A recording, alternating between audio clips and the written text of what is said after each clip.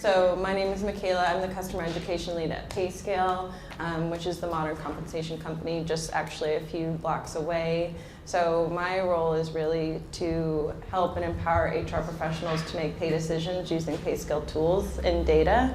And so a lot of my conversations with HR professionals are around trying to help them understand how to actually be that strategic partner and feel empowered to do that for their companies. So that's a little bit about me. Nice. And I'd love for you to start off and actually just tell us how you first learned about this topic and how it became a passion of yours. Yeah. So I guess it comes up a lot in conversation with a lot of our customers at PayScale because it is something it's coming to the forefront in terms of just needing more transparency. And then the article that I was really interested in that came out in January around Citigroup openly disclosing, I thought that was just a kind of really big moment where a global company that's based in the United States is openly disclosing their information. And so I feel like we're witnessing the birth of like the high road company where it's like willingness to disclose and be super transparent. And so that's what really resonated with me around pay equity, and then also the need for understanding around what's the difference between equity and equal and how those things are not the same. So that's kind of what sparked it for me. There's a lot of terminology, right? And you're alluding to that. There's equal versus equity, there's gender pay equity, there's the wage gap. So could you fill us in just a little bit on the key terms and what the differences are between those things?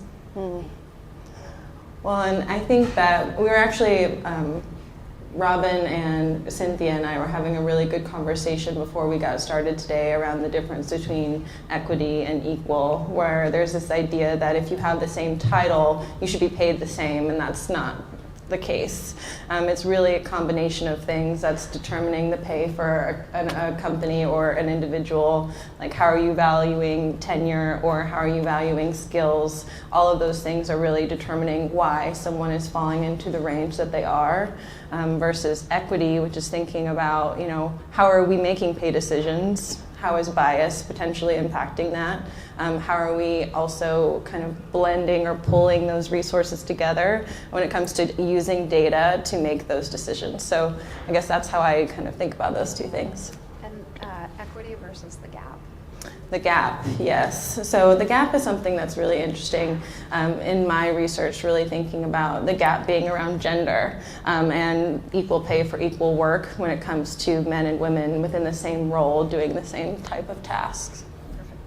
Thank you. Why are we talking about this and why now? Can you talk a little bit about just the rise of this issue, and I guess either why is it so prevalent now, or maybe the better question, why was it not as prevalent until now? Well, I think that, for a long time we were told not to talk about pay. And I think that's what I value about PayScale, is bringing those conversations out of the dark and really shedding light on just how much need there is for understanding around why companies pay what they do and what are individuals worth.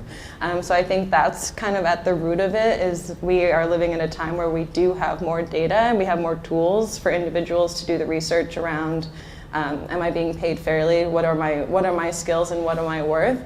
So I think that is like individually what's happening. But then we're also seeing large companies, get into trouble. Like Salesforce is an example where they thought they were really doing something, or like they thought they were being equitable in their practices, but then when it came to the analysis, it turned out they weren't. So it's like, their intentions were good, but the data told a different story. So I think that this kind of work is just going to keep coming up to the surface. So when we talked about doing this event together, you said something that's been on my mind ever since, and it was you wanted to share, especially with the HR folks in the room, that this is an opportunity for them and not, as some see it, a burden. So can you talk about the role of HR and pay equity? Yeah. So I have a very special place in my heart for HR professionals, because I think that the task of HR is so complex. But I think that the potential that pay equity has is to really try and shift the narrative away from like shame and really trying to shift the narrative into empowerment in terms of helping change your company culture, shifting the narrative to empowering our employees, paying people fairly, really giving them the economic stability. It's really all kind of pulled into the brand of the company and their compensation philosophy. So that's why I think HR has a really unique opportunity to lead that narrative and then also be in control of those conversations. Because I think that's the other piece of it. So it's like you do the analysis, but then you also have to tell that employee what has been the result and what's going to happen to their pay and how that rollout's going to happen. So it's part of a much larger conversation, but once it's introduced into the ecosystem, I think that's why HR really has the potential to, I think, shift the narrative. Yeah, nice. So you already alluded to the Citigroup article and a little bit about what Citigroup did, I guess, in terms of going above and beyond what was mandated. Mm-hmm. And thank you for sharing. I read the article. I'd love you to just talk more about what interested you and what really got your attention about that Citigroup example. Yeah. So that was an article that came out in January. Did anyone have a chance to read that, or are they familiar with what Citigroup disclosed? Yeah, Chris, awesome, thumbs up. So I guess a summary of it is there are a group of activist investors who are essentially targeting large companies and saying your investors really want to see how you're solving this problem. So it really behooves you to disclose this information from the very beginning because we know that this is a problem that all companies have. So investors are really wanting to see how is this business going to solve this problem. So that's how it kind of started for me. And then even today I was doing a little follow-up research around this activist investment group, and I saw that they'd released 11 more companies that they want to go after. So they want to go after Adobe, Amazon, Intel, Facebook, Google, Wells Fargo, JP Morgan, and MasterCard, American Express. So urging them with new shareholder proposals to disclose unflattering global pay equity, gender pay gap statistics. And so I think that this is just the beginning of large companies really being kind of falling into that high road gap, like new type of company where they can show their investors that they're serious and their investors are seeing how can they solve this problem. That's great. What do you think, what makes a particular company a target versus any other company, especially in an age where we know that many companies probably haven't done this kind of analysis yet or haven't made these type of corrections? I guess I'm asking for people in the room, what are some red flags or even just very easy things that they might see in their own organizations? So what makes a company stand out when it comes to doing equity analysis? Well, as a target, because they're targeting certain companies. And Oh yeah. Well, to me, it seems like they're targeting companies that are innovators or leaders in certain spaces, so like finance and technology and banking. I think that makes sense based off of the traditional demographics of those kind of shareholders and executive level groups. Like there's not a lot of diversity in those boardrooms, but I think the investors of those groups are challenging that and saying like, we want to see the information to see how is pay decisions being made. yeah. Are there any other positive case studies that come to mind for you in terms of companies who have done well or done the right thing, even if it's a smaller company that you can't name, just to kind of maybe encourage people that it is possible to really resolve this? I know there are a couple of public examples. I guess I can't think of an example, like a specific example off the top of my head, but I do think that there is a way to do it well. It comes down to communication and how are you messaging to your employees, kind of like the broader picture, like what is equity? How have we made decisions? And I guess starting from that perspective of what are our values, what do we value? I think those are the companies in my experience that really kind of hit the mark when they talk about their whole philosophy and how it's part of a larger part of the whole company's brand, because it is a holistic thing. It's not just one piece, it's all of it. And I think that's what would set a successful company apart. Yeah. And I'm curious, because I know in the companies that I've worked in the past, pay equity, that was never stated in the pay philosophy, right? The pay philosophy was usually about paying people at a certain percentile or paying people in a way that you could attract the best talent. Are you seeing any shift in how companies are stating their philosophy? I guess I feel like inclusion is something that's really being baked in from the beginning in terms of a pay philosophy. So like the intention behind bringing people in and making them feel like they truly belong and that they're seen and heard and their individual efforts are valued. I think that starting from that place has been something that I've noticed when it comes to like the pay equity conversation. So you made some specific comments here, and I love this one. What gets measured and disclosed gets managed. So it's kind of the riff on what gets measured gets done. Yeah. Say more about how that shows up in the pay equity space. I think that shows up, so the what gets disclosed gets measured and managed because now it's out there. And I think now there's a sense of accountability once it's available, once you've decided to be transparent about it.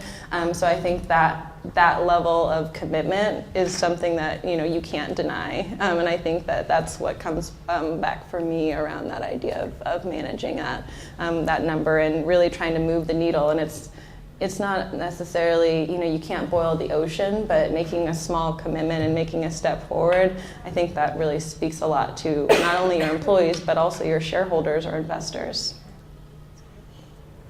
I'm going to jump back to the city example for a second. There was a description in the article, and it stated that the company had shown both vulnerability and authenticity in the way that they handled this. And those are strong and meaningful words. Yeah. So I'd be curious to get your take on whether you agree, and if so, what can others learn from that? Yeah. I do think it was bold. I guess part of the conversation that I missed from the article was the human connection.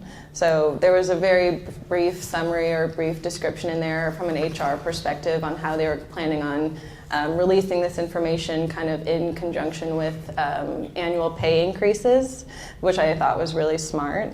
But then I felt like what was missing was an executive statement or an executive coming in forward and saying like, this is what we value and this is what we're about. I think it has to be a top-down strategy always when it comes to like company culture and company values. And I think that was one thing that would set it apart for me, like when it comes to making pay changes on that level and making sure that it's embedded into the system. It has to come from the leader of that company. So I think that kind of vulnerability is so authentic, and I think people gravitate towards companies who embody those principles. So that to me really stands out as authentic leadership and like transformational leadership. It does mean being willing to be uncomfortable, and I think that's what executives really are being called to do. That's very quotable.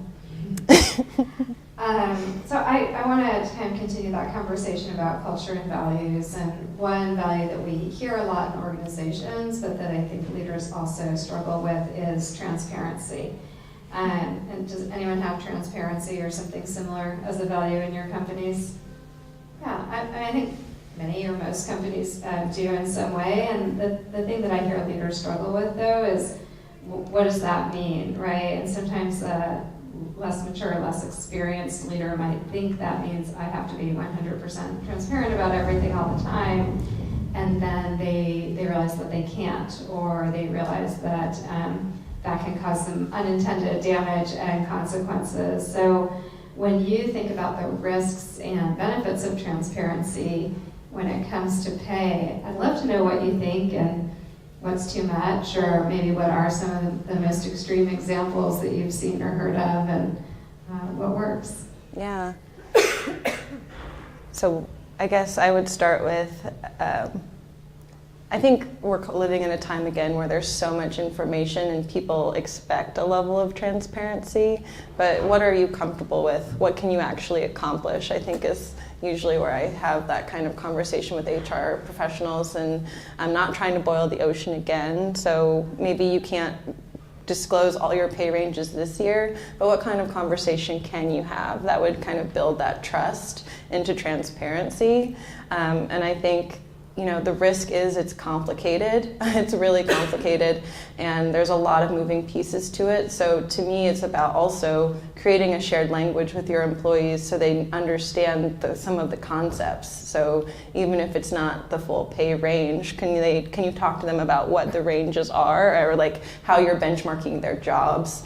Maybe talking about the labor market that your jobs are being priced in, or what kind of data that you're using to make decisions. You know, there are little things you can give them that don't have to be the entire thing. They could just be language, and then they can go and do their own research and make themselves more proficient in having those types of conversations. So I think, you know, starting small is a great thing. It's you know, it's always, I think everyone's intentions are pure when they want to, you know, just kind of rip the Band-Aid off and show everybody's salaries, but, you know, to the conversation we were having earlier, sometimes that's harmful, and it causes a lot of confusion.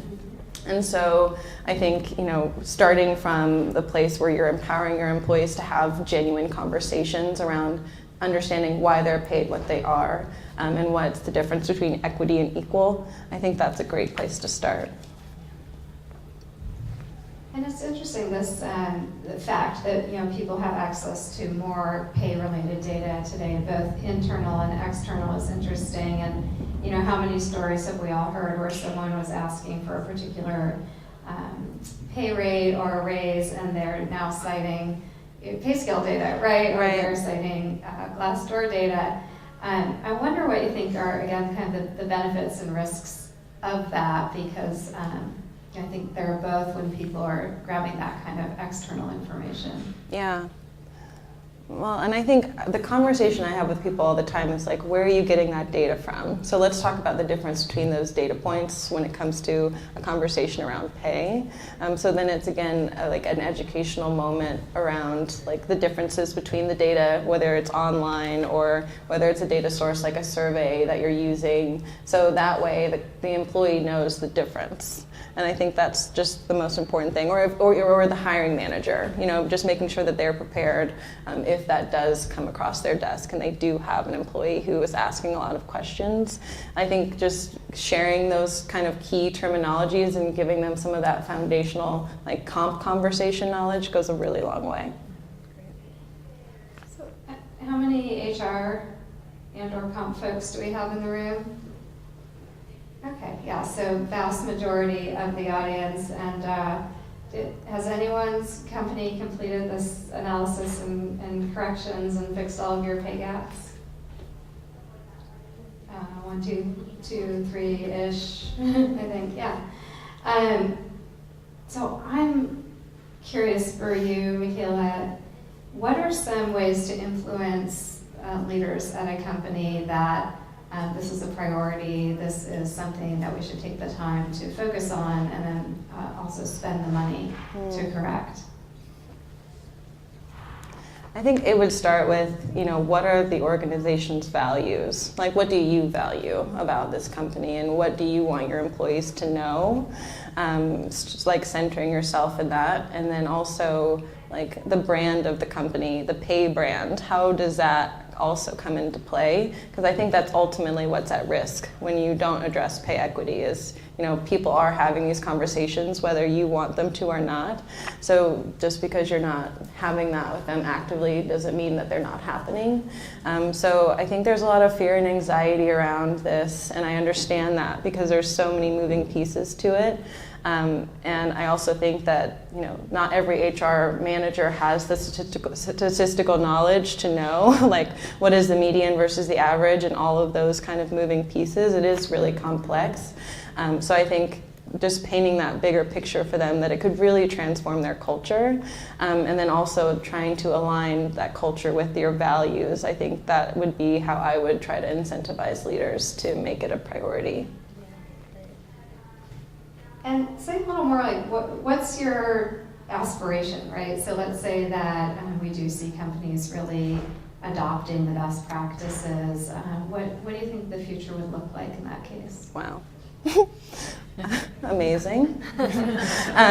I was reading today that the gender wage gap costs the economy $1.2 trillion annually, which is just such a huge number that's impacting the economy and how people's livelihood. And it's also showing us that if we value diversity, then we need to bring these people in. We could benefit from having more women in our boardrooms now. We could benefit from having more diverse talent in our boardrooms now. Like, we're wasting time and money. And so I guess I would like to see this same sense of urgency, right? Like, big companies are being essentially pulled into this. And it'd be really awesome to see it happen from a grassroots movement, from like an SMB space, to say like, I'm a company that takes the high road. Like, I'm a company that wants to show my employees that I value transparency. So that's what I would want to see. There's something I actually meant to ask at the very beginning and then I forgot.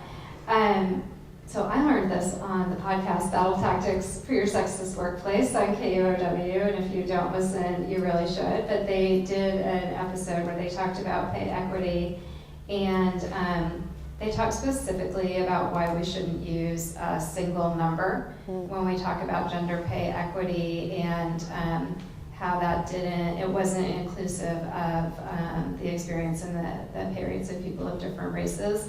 Can you share the details on that, and also just maybe what's your recommendation? How should we think and talk about that gap that isn't just a single number? Yeah. Well, I think that, the difference between that is, people of different backgrounds are paid differently based off of, bias is ultimately at the root of pay discrimination. And so different groups are valued or perceived differently. So implicitly or explicitly, there might be reasons why, your hiring manager values a white man over a brown woman. So those numbers are different just based off of how those groups are perceived as valuable. And so I guess in terms of how should we think about that, underrepresented groups are also typically not managers, or they're not the ones making the pay decisions. They're not in leadership positions in executive rooms and boards. So I think that's why diversity is so important and representation is so important when it comes to, again, who are we valuing? Why are we making the decisions that we are? What is at the root of our company values? And so that's why there's different numbers out there. Yeah, nice, thank you. Yeah, and I love how you're really tying this issue back to culture and values, which it really is so much at the end of the day, right? And so, while it can be a legal issue, it's so much more than a legal issue. I'm curious, as we wrap up and then open up for questions, what are tools, resources, where should people go if they need and want more information or some help after today? Well, I know I checked out the site that you were talking about in terms of a tool called Syndio, which seemed like a great tool. I was also looking at another tool called Same Work, which was an interesting one to help measure pay equity, trying to remove some bias and make recommendations. Also, pay scales tools help measure pay equity. So those are some of the things that I know of on the market. And then in terms of resources, I just do a lot of reading online. I just read a lot of different sites when it comes to just wanting to see what are other people doing, or what are kind of the buzzwords that people are using, or tactics even. So I usually just am combing HR blog sites to see what are people talking about, or what are the challenges. Are there any case studies I can get a hold of? That's usually what I would recommend. Thank you. Yeah, and I as an HR professional, I want to say for other HR professionals is that if you're not a compensation expert, or if you don't think you have the knowledge to do this work, there's no shame in that. It's very complex, and there's a lot of analysis, right? This isn't, I think you can make some improvements by eyeballing the data, but this isn't really about eyeballing the data, and so I would encourage you to get the resources and the help that you need if you're going to do this work, so that you can. Thank you so much for just being here and sharing your wisdom with us. Yeah, thanks for inviting me.